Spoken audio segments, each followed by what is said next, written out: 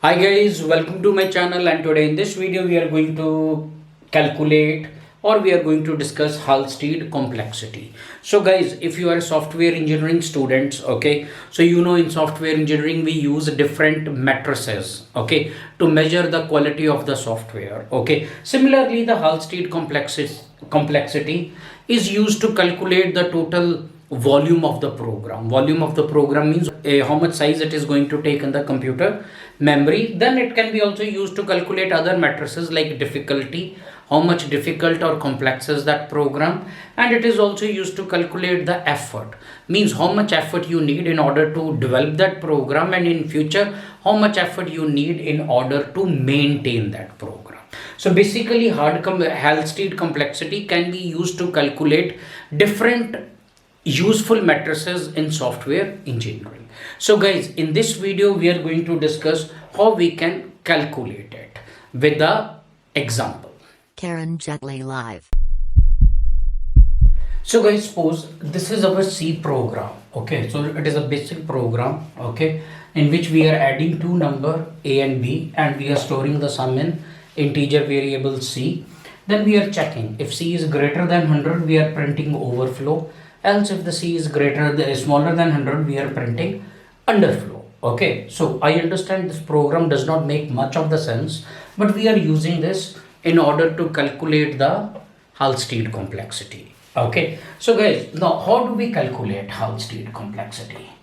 In order to calculate the Halstead complexity, so we need to find and we need to count the total number of different operands, the total number of different operators, and how many times each operand and operator reappears in the program. For example, if I talk about operators can be arithmetic operators, and it can also be keywords.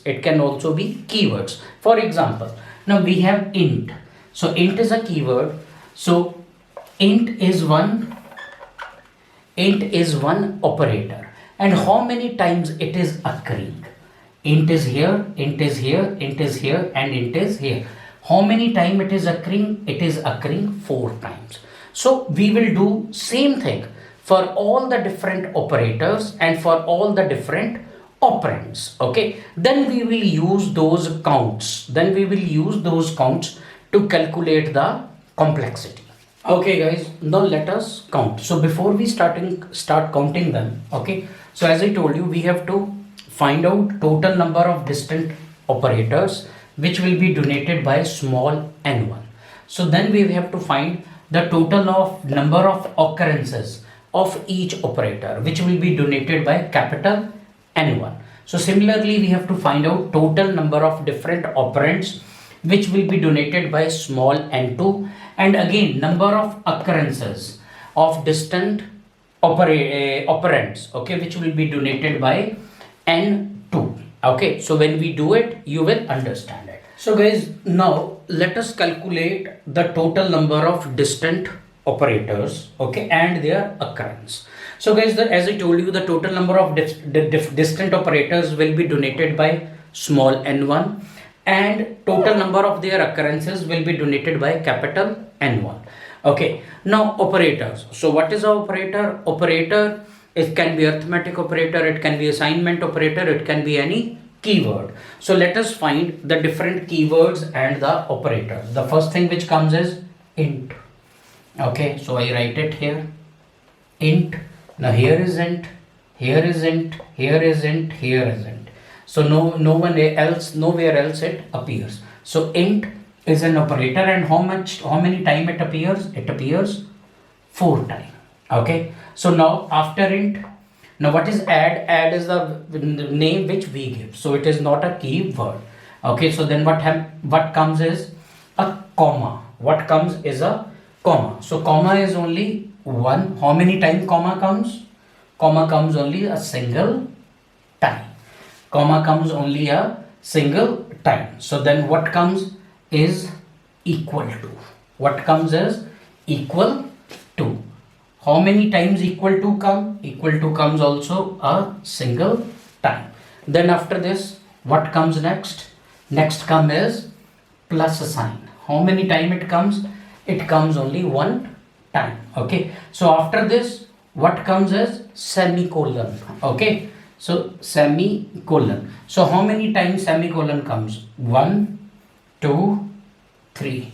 So semicolon comes 3 times. Semicolon comes 3 times. So after that, what we have? We have if. Now guys, if and else will be considered as 1. Okay. So if and else will be considered as 1. So if else, how many times they come? They come only once. They only come one time. Okay. And here I used opening and closing brace. Okay. So this is also a pair. So it also comes one time. It also comes one time. So then what else is left? We have printf. So printf is also a keyword. So how many time it comes? 1 and 2 times. Okay. So then we have another pair of round bracket. We have another pair of round bracket. How many time it comes?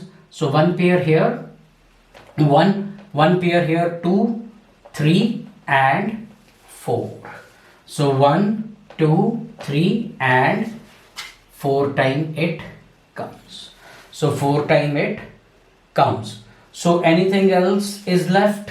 Anything else is left? Comma covered, everything covered. Comma covered, everything is covered. So let us count the total number of distinct operators. So what is this? 1, 2, 3, 4, 5, 6, 7, 8 and 9. So total number of distinct operators, what we see here is 9. What we see here is 9. Okay. So total number of their occurrences. So total number of their occurrences. How many time they occur? So how many time they occur? 4 plus 1, 5. 5 plus 1, 6. 7, 10, 11, 12, 14, 14 and 18. 14 and 18. Okay, and guys, I think you noticed it. I missed one more operator. What is that? That is the greater than sign. So I add it here. How many times it comes? It comes one time. So total number of distant operators will be, now let us count them again. 1, 2, 3, 4, 5, 6, 7, 8, 9 and 10. Okay. And let us count their occurrences. Let us count their occurrences. 4 plus 1, 5, 6, 7, 10, 11, 12, 14, 18, 19. So small n1 is 10 and capital N1 is 19. So guys, I hope you understand up to here. Now same procedure we are going to do with the operands. We are going to do with the operands. Now first we counted the operators. Now it is the turn of operands. So guys, now let us count the total number of operands and their occurrences. Now what is this add? Add is what we gave. So what is this? It is an operand. So we have add.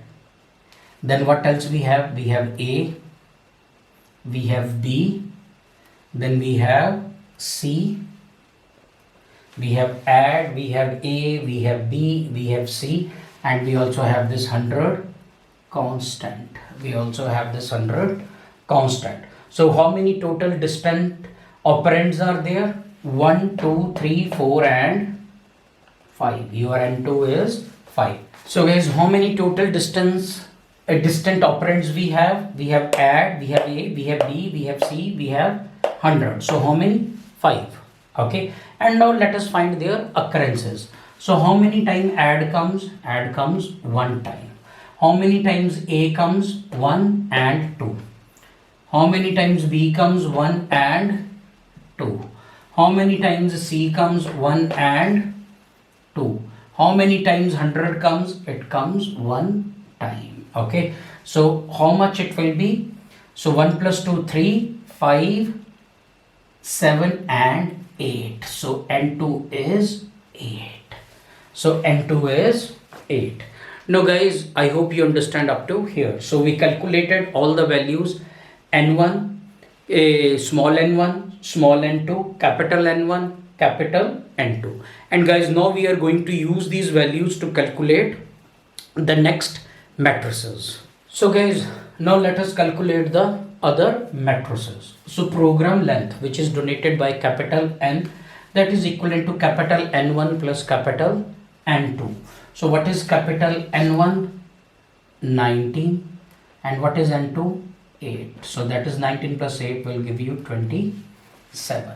So N is 27. So then program vocabulary. Small n1 plus small n2. So small n1 is 10. And what is n2? 5 is equal to 15. So program vocabulary gives you 15. Okay. So then we have program volume. Okay. So what is volume? That is capital N log to the base 2 small n. So what is capital N? 27 log to the base 2. What is this? 15. Okay. So 27 log to 15. Okay.